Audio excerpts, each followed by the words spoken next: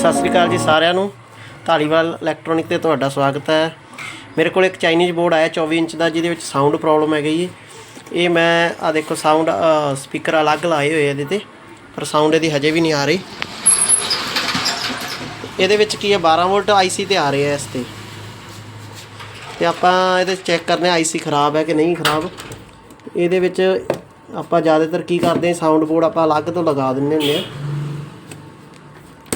पर ऐतकी आप ये एक फाल्ट ये अपन लभ्या जोड़ा मैं तुहानूं शेयर करना है। ये एक म्यूट पिन होंदी है जी, वो मैं तुहानूं दसदा किहड़ी पिन आपां शॉर्ट करदे तो आवाज़ इहदी क्लीयर हो जाती है। आ देखो आईसी नंबर तुहानूं दस दिना है।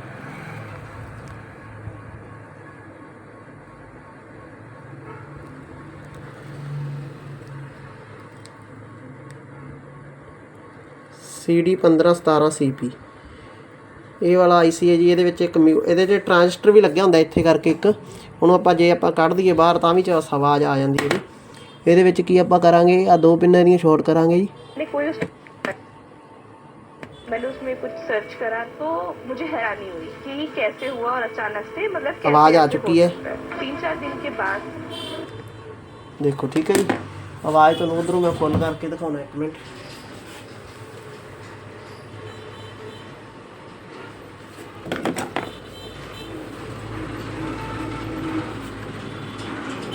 बात कर रहा था और वो बोलता है पे नहीं करा। आ दो पिन्ना ਆਪਾਂ ਸ਼ਾਰਟ ਕਰਨੀਆਂ, ਆ ਦੋ ਪਿੰਨਾਂ ਸ਼ਾਰਟ ਕਰਨੀਆਂ ਹੁੰਦੀਆਂ। ਇਹ ਬਣਦੀ 7 ਤੇ 8 ਨੰਬਰ ਪਿੰਨ ਬਣੂਗੀ ਜੀ ਸ਼ਾਇਦ।